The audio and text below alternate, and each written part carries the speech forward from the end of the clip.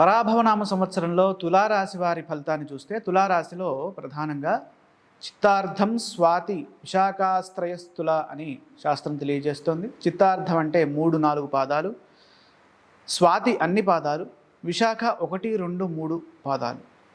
ఈ సమూహము అంతా తులారాశిలోకి వస్తుంది. ఈ సంవత్సరము ఆదాయం 5, వ్యయం 14, రాజపూజ్యం 6, అవమానం 3. ఇక్కడ ఆదాయం కంటే వ్యయం అత్యధికంగా ఉన్నది కనుక ఆదాయ మార్గాలని పెంచుకునే ప్రయత్నం చేయాలి. వ్యయభారాన్ని తగ్గించేటటువంటి ఆ విధానాలని మనం వెతకాలి. అనవసర ఖర్చులు చేయకుండా మనం ఆ ఖర్చులకి అడ్డుకట్ట వేయాలి. రాజపూజ్యం అత్యధికంగా ఉన్నప్పుడు సమాజంలో మంచి గౌరవ మర్యాదలు ఉంటాయి, పరువు పెరుగుతుంది, అదేవిధంగా హోదా ఉన్నత స్థితి కలుగుతాయి. ఈ సంవత్సరము చాలా చక్కటి శుభయోగాలు తులారాశి వారికి గోచరిస్తున్నాయి.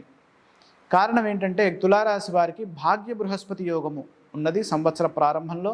అదేవిధంగా 6వ రాశిలో శని భగవానుడి యొక్క సంచారము, అలాగే లాభంలో కేతువు, ఇక పంచమంలో ఉన్నటువంటి రాహువు. ఇది సంవత్సర ప్రారంభంలో.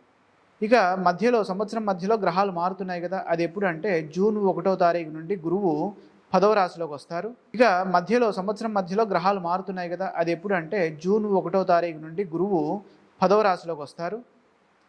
మళ్ళీ అక్టోబర్ ఎండింగ్ నుంచి లాభంలోకి వస్తారు. అంటే గురువు 2 సార్లు ఒకే సంవత్సరంలో ఈ తులారాశి వారిని అనుగ్రహిస్తున్నారు. కాబట్టి చాలా విశేషమైనటువంటి శుభయోగంగా మనం దీన్ని చూడాలి.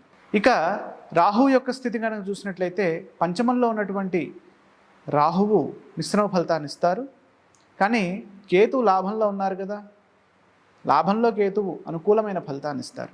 ఇక 6వ రాశిలో ఉన్నటువంటి శని కూడా శుభ ఫలితాలను ఇస్తారు. ఈ సంవత్సరము అఖండమైనటువంటి విజయాలని సూచిస్తోంది. చాలా గొప్ప విజయాలండి. అంటే మీరు ఏ పని చేసినా అది సత్కర్మగా మారి చాలా మీ లక్ష్యాన్ని చేరువుకి తీసుకువెళ్తుందన్నమాట. అంటే ఏది ముట్టుకున్నా సరే, అంటే పట్టిందల్లా బంగారం అనేటటువంటి పదము ఈ తులారాశి వారికి వేయచ్చు. అంటే మీరు వృత్తి, ఉద్యోగ, వ్యాపార ఏ ఫీల్డ్లో ఉన్నా ఆ ఫీల్డ్ ఫ్లరిష్ అవుతుంది. శనిదేవుడు 6వ రాశిలో సంచారం చేస్తూ ఉండడం వల్ల తిరుగులేనటువంటి విజయాలు సిద్ధిస్తాయి.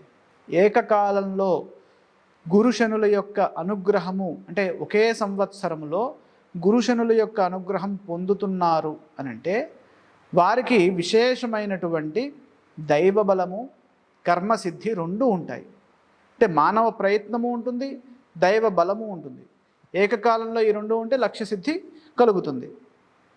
శ్రేష్టమైన ఫలితాలని చూస్తారు. ఎదురు చూస్తున్నటువంటి పనుల్లో పురోగతి ఉంటుంది. విరోధులు మిత్రులుగా మారుతారు. వృత్తి, ఉద్యోగ, వ్యాపారాల్లో మీ మాటకు విలువ పెరుగుతుంది.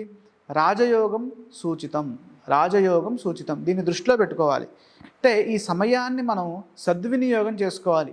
నాయనా నీకు బంగారు భవిష్యత్తు ఉంది అని మనకి ఋషులు అందించినటువంటి శాస్త్రము తెలియజేస్తోంది. ఎవరికి? తులారాశి వారికి. కాబట్టి దీన్ని సద్వినియోగం చేసుకుంటే ఇంకా గొప్పవారు అవుతారు.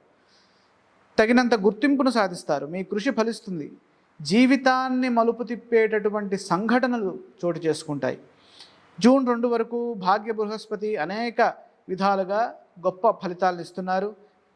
తలపెట్టిన పనులు దిగ్విజయంగా పూర్తవుతాయి.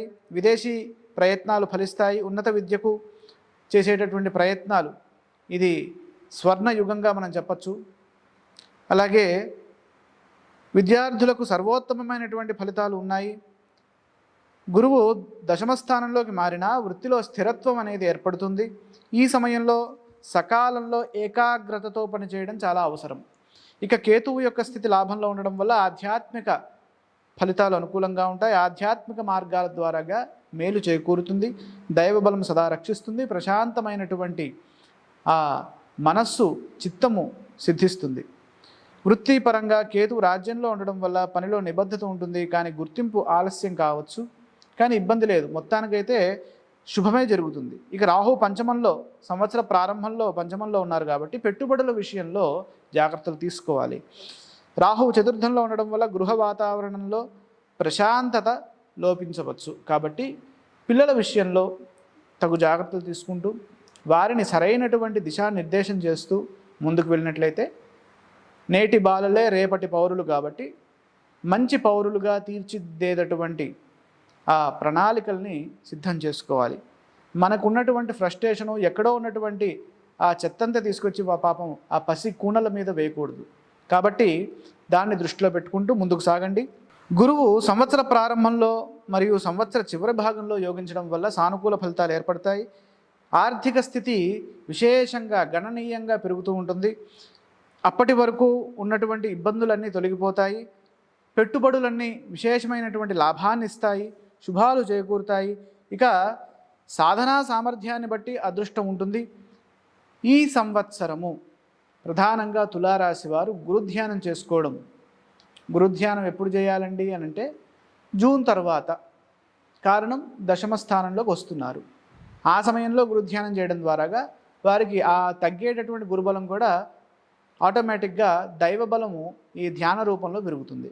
ఇక రాహుకేతువుల యొక్క స్థితి, రాహు పంచమంలో ఉన్నాడు కాబట్టి పంచమంలో రాహు ఉన్నప్పుడు అంటే సంవత్సర ప్రారంభం నుండి డిసెంబర్ 7 వరకు ఈ దుర్గా ధ్యానము చేసినట్లయితే చాలా చక్కటి శుభ ఫలితాలు సిద్ధిస్తాయి. ఇక కేతువు కొరకు గణపతి ఆరాధన ఇవి చేస్తే తిరుగులేనటువంటి నిర్విఘ్నమైనటువంటి శుభ ఫలితాలు తులారాశి వారికి 2026 ఉగాదిలో సంప్రాప్తమవుతాయి.